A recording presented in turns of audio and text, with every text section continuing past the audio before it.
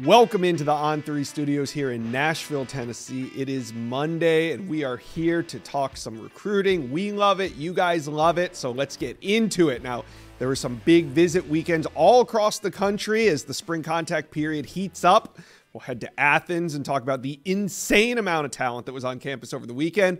We'll also talk with LSU insider Shea Dixon, which, you know, LSU does have the #1 recruiting class in America, and they added yet another #1 player at their position. So count them up. They now have 4 #1 players at their position. Bryce Underwood, the #1 QB, DeCorian Moore, the #1 wide receiver, Harlem Berry, the #1 running back, and over the weekend, it was Tyler Miller, the #1 interior offensive lineman in the country.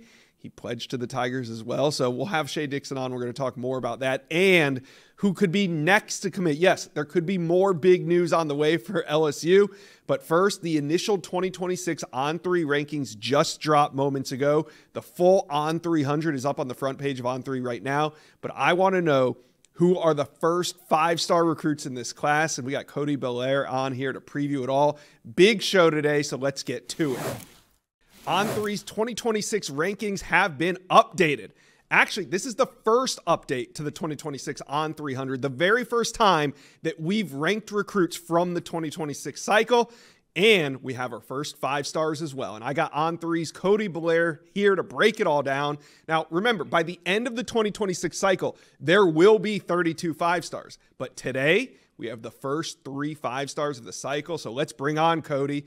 Cody, we're going to run down the top recruits in this class, and let's start right at the top with Jakeem Stewart from Reserve, Louisiana. He goes 6'5.5", 260 pounds. What makes Jakeem Stewart our top player?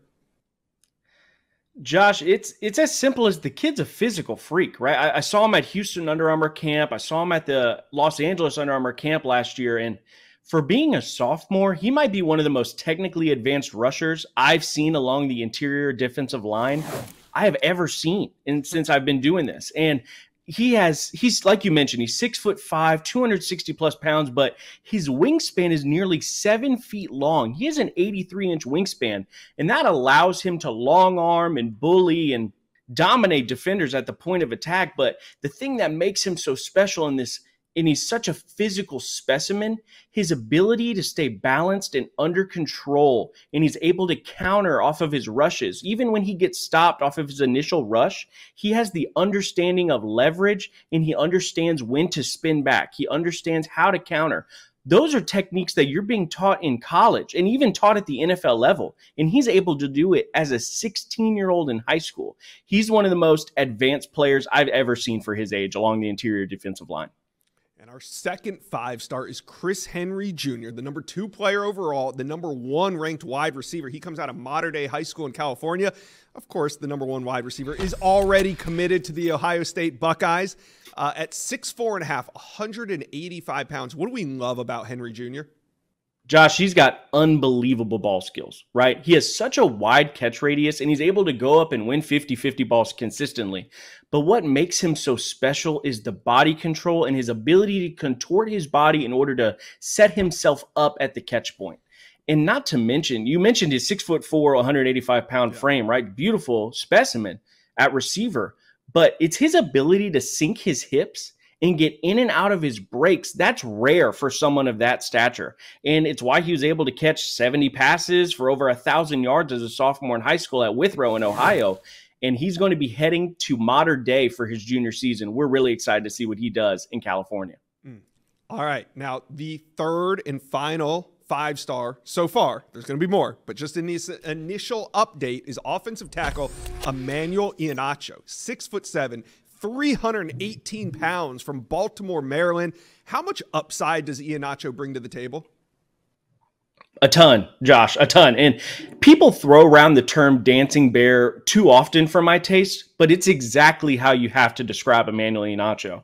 Nearly 6'7", 310 plus pounds as a sophomore, and his foot quickness and balance is truly special, especially as a left tackle as a sophomore in high school. His ability to climb to the second level is rare for someone of his size, and he's extremely comfortable in pass protection. But just because he's light on his feet doesn't mean he can't pack a punch in the run game. He's a bully at the line of scrimmage. He's able to ragdoll defenders at the point of attack, and he has tremendous upside as an offensive tackle. All right, really exciting seeing these initial 5 stars, but when can fans expect more 5 stars to be added to this 2026 class? Sure. You know, as the months go on, we're able to see these kids in person, right? These prospects are able to perform at camps during the spring. They're able to show up to school summer camps during the summer. And as we collect more data as the spring and summer months go along, we'll consistently be looking to update and slide our rankings up and down based off verified information, based off of in-person viewings. It's a long process, right? And as these couple months go along, we'll be seeing more and more updates for the 2026 cycle and the 2025 cycle. All right. Well, thanks for giving us a glimpse behind the curtain of how you guys come up with these rankings. And remember, the complete 2026 On 300 is now up on the front page of On3. Guys, go check that out. See our initial rankings. Cody Belair, thanks for dropping by the inside scoop and breaking it all down. Big visits in Athens this past weekend. It was actually the type of weekend that UGA fans will look back on at the end of the cycle, and they can see it all coming together. And in this video, we're going to talk about the behind-the-scenes intel from UGA's first major visit weekend of the spring.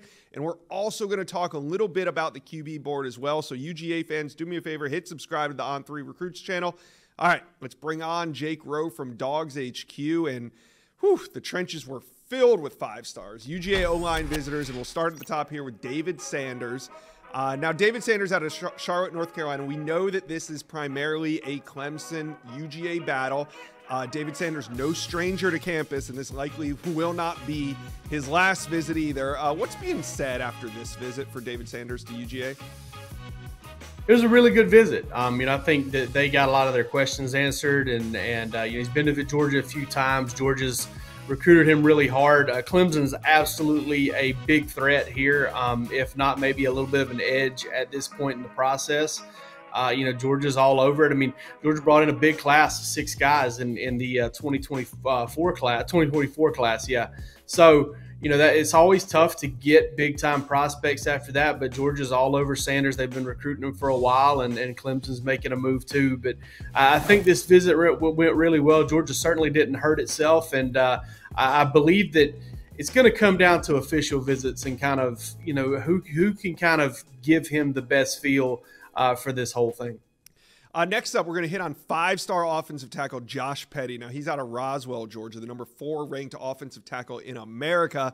And this one is another battle with Clemson because the Tigers, they're currently trending on the RPM, followed by Georgia Tech, then UGA. This was Petty's 3rd visit to Georgia and likely not his last either. How do you read this recruitment? Is it another UGA versus Clemson battle?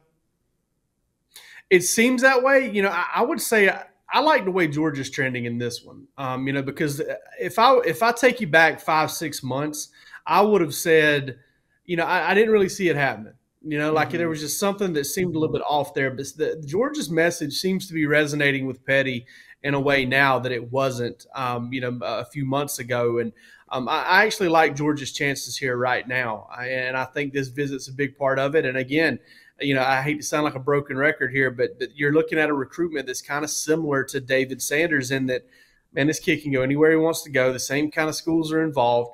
And, when it comes to it, these are 2 schools that do it in their own way, but have a really good track record with these official visits.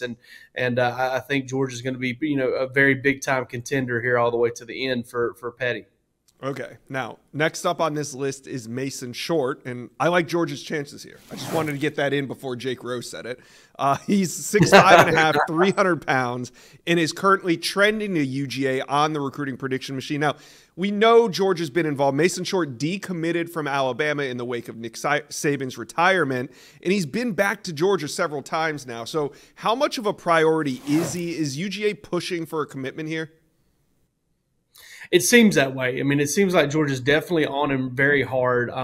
Unlike the other guys, I don't really consider him as much of an offensive tackle, at least not a surefire offensive tackle. I consider him a little bit more of a guard. But I do think that's something Georgia's got to get worked out as well. I mean, they enter this class needing to add at tackle. They need to add at guard. And, I think Mason Short's a guy that even when he was committed to Alabama, they didn't really slow down. They continue to recruit him. He's an in-state guy. They like him a lot, and I think that this one has steadily kind of trended Georgia's way Not like no big surge or anything like that, no big turn or crescendo in his recruitment. It's just one of those things that, like, ever since he decommitted from Alabama, and maybe even before that a little bit, was kind of, the thing started sliding kind of in Georgia's favor, and it continues to do so. All right, well, let's go from the O-line to the quarterback position. And you and I last week talked Matt Zollers versus Juju Lewis and how this commitment timeline could work out. But over the weekend, we saw another four-star quarterback on campus, and that was Ryan Montgomery from Findlay, Ohio. He visited on Saturday. Now, this has mainly been a South Carolina Florida Gator battle. Is UGA going to be a player in this recruitment moving forward? Man, this is such a loaded question because it depends on so many different things. I mean, it's pretty apparent that Juju Lewis and Matt Zollers are Georgia's kind of number one targets. 1A, 1B, sure. Flip-flop them, it doesn't matter. They are the guys that Georgia wants to get there, and I've been open about this. Rusty Mansell, my man over at Dogs HQ, has been open about this. We think Georgia's going to get one of those guys. It certainly seems that way. But Georgia likes Ryan Montgomery a lot, and they have continued to recruit him. They've continued to work on him and get him to campus and keep him kind of in the fold. Mm-hmm. I think if Georgia were to somehow slip past those two, with the timeline matching up, I think it would make a push for Ryan Montgomery, who I like a lot. I think he's a very good player. But right now, I would say that Juju Lewis and Matt Zollers are definitely a cut above on Georgia's board. Yeah, it's kind of the way I see it right now, too. I think Ryan Montgomery, he's a name that UGA fans should know, but kind of put him aside when you got Juju Lewis and Matt Zollers. Now, major development over the weekend. Chad Simmons reported that Juju Lewis has set an official visit to Georgia for May 31st. Now, Matt Zollers has not set his official visits at all, let alone Georgia yet, and neither of them has set a commitment date. But what does this Juju Lewis OV to UGA on May 31st mean to you in his recruitment? I think it's interesting that I believe that's the first official visit weekend, if I'm not mistaken. If it's not, it's the second. It's one of those first two that I think that's really interesting that Georgia's getting him on campus as quickly as possible. And listen, they've got him on campus a lot. I mean, they have gotten Juju Lewis on campus over and over and over again. I like where things trend for Georgia for Juju Lewis. It's just a matter of, how easy is the breakup going to be? And with USC, but listen, man, Lincoln Riley does such a fantastic job with quarterbacks. You can talk all you want about defense at USC and Oklahoma and why they know college football playoff wins and all that stuff. I mean, if you're a quarterback, you just can't ignore the opportunity, at least, to play for Lincoln Riley. So I get that. It's also going to come down to timeline, Josh, and I think the Georgia coaching staff, if you were to catch them in a moment of candor, I think they're probably pumping their fist a little bit and maybe rooting for Matt Zollers to keep on going in these basketball playoffs. I think they have a chance to play for the state championship game or could have a chance to play for a state championship game. As long as they keep pushing, it kind of pushes Matt Zollers' timeline back as far as visits. And slowly but surely, that timeline is starting to mesh better with Juju Lewis's timeline. And that makes things a little easier on Georgia if they're recruiting one of those and they just want to get one of them, because then they don't really have to kind of have their hand forced and figure out things a little sooner. So all of those things are definitely ones to watch there. And I think Georgia's put itself in a good spot with both guys. It's just a matter of, okay, when are you going to get them on campus for official visits? When are they going to try to make decisions? Because it now seems like there's a good chance that Matt Zollers' only opportunity to really visit and figure things out might be official visits. And if that's the case, that's good for Georgia, because now Georgia can kind of get their timelines to be a little bit more parallel and figure it out that way.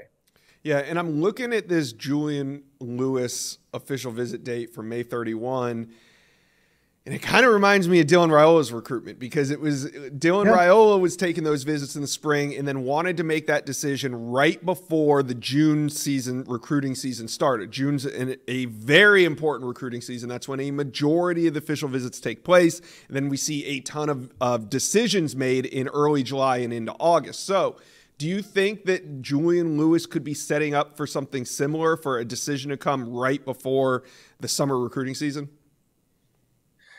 While it looks that way, while you can probably I don't necessarily see that being the case. I think I think that Dylan Raiola kind of had, and ultimately may have played a role in his decision to decommit. He maybe rushed things a little bit and kind of, wanted to get himself in place and become, a 11th staffer for Georgia a little bit. Mm-hmm. Yeah. I think Julian, Lewis is a guy that's been more deliberate, and I don't think he's going to be in a massive hurry. And listen, I don't think Georgia's going to be in a massive hurry to lock one of these guys down. And I don't know that I wouldn't say they learned a lesson last cycle or anything like that with Raiola, but ultimately I think you just want to get it right. And talking about a guy that's already committed somewhere, if he were to go to Georgia, speaking of Juju Lewis, he would have to flip. So I think it's more of a situation with Juju where he's really focused on making sure that he makes the right decision.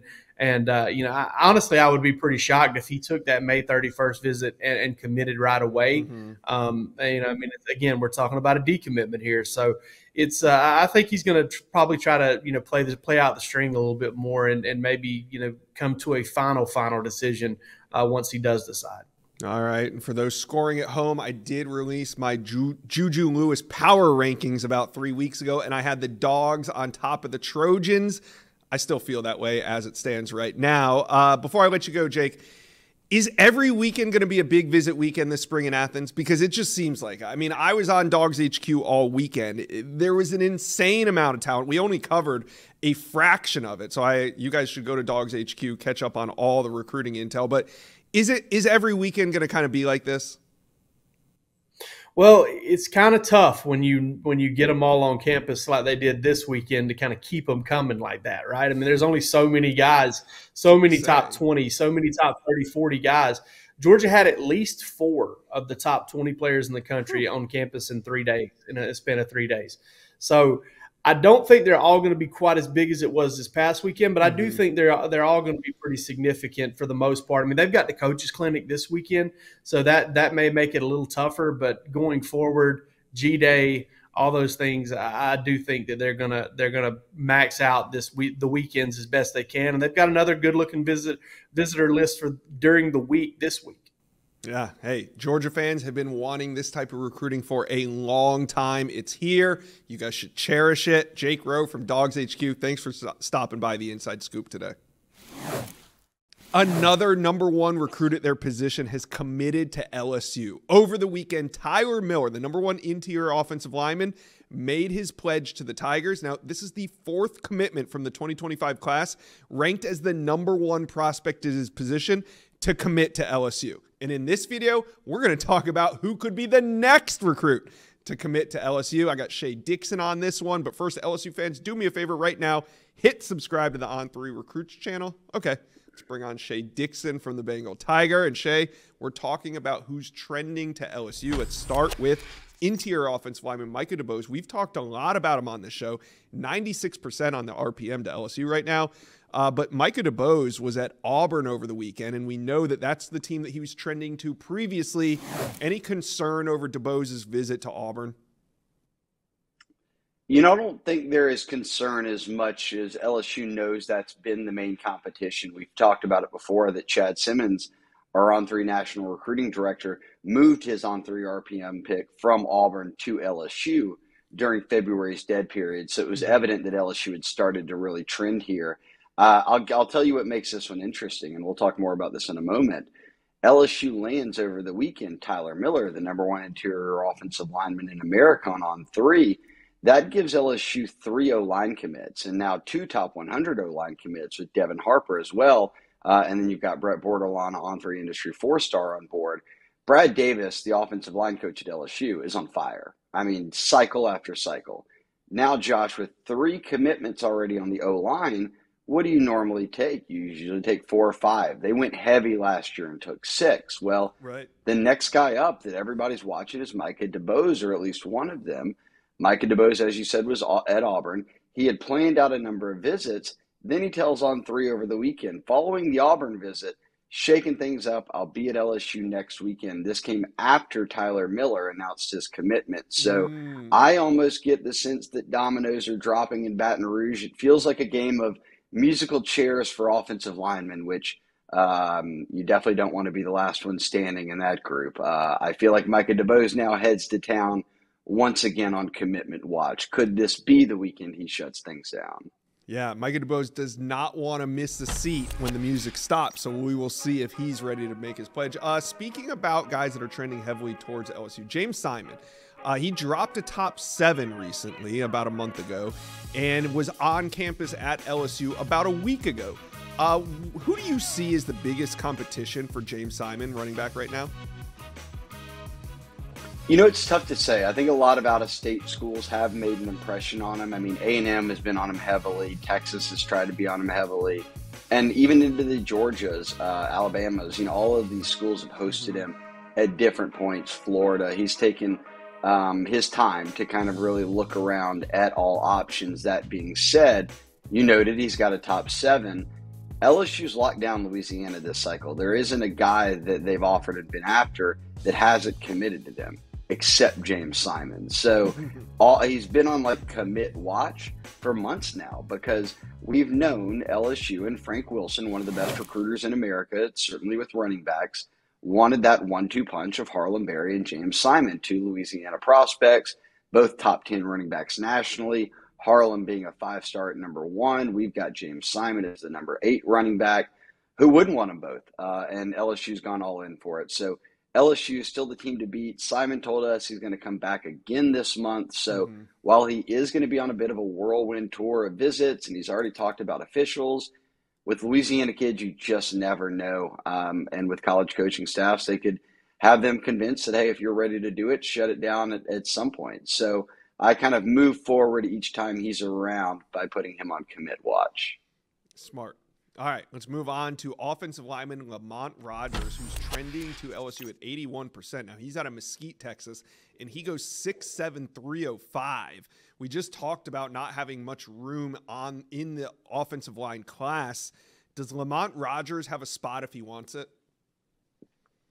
I think the answer is yes, and I think, as I talked about the musical chairs at offensive line, when you recruit this well like Brad Davis has done, you start to get to just pick, right? Who's on your board, who do you really like, and tell them, hey, we're filling up. Come to campus. The time's now.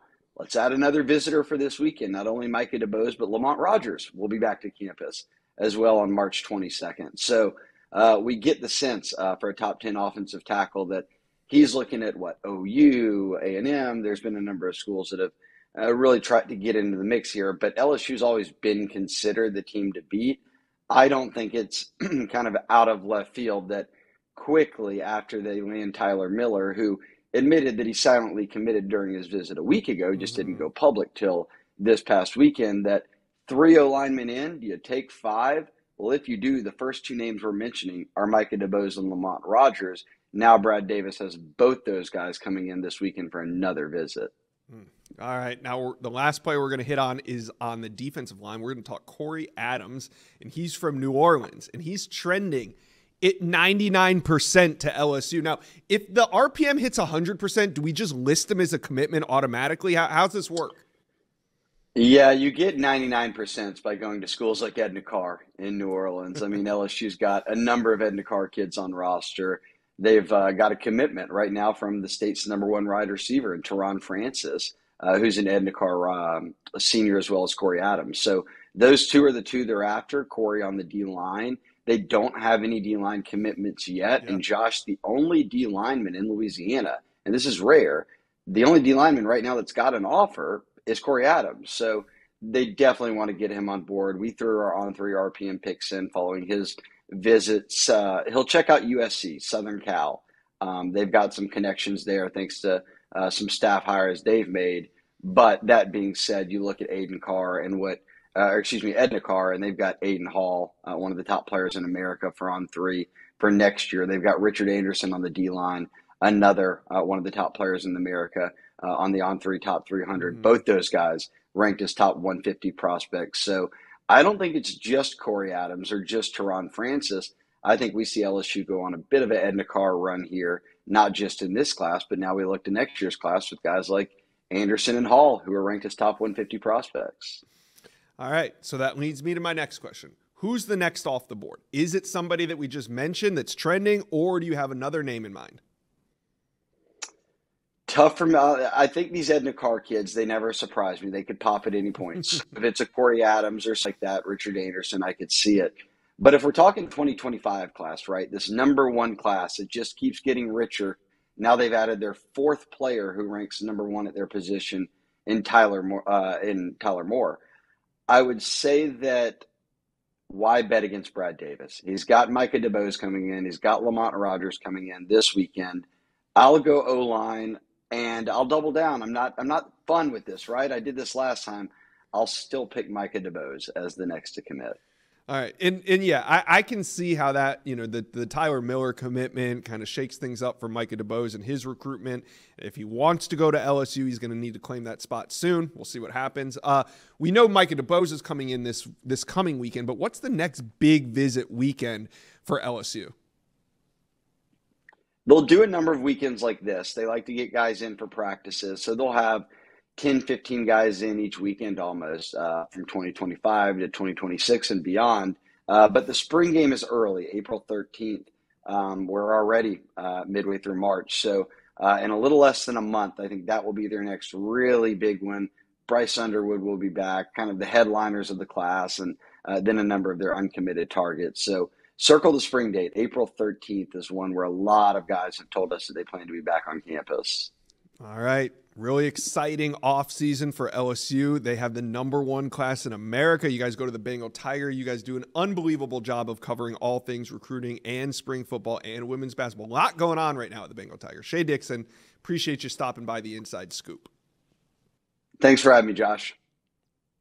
Thank you for watching this video, and if you enjoyed that, go check out the hundreds of videos that we have on this channel, and also do me a favor, hit subscribe to the On3 Recruits channel.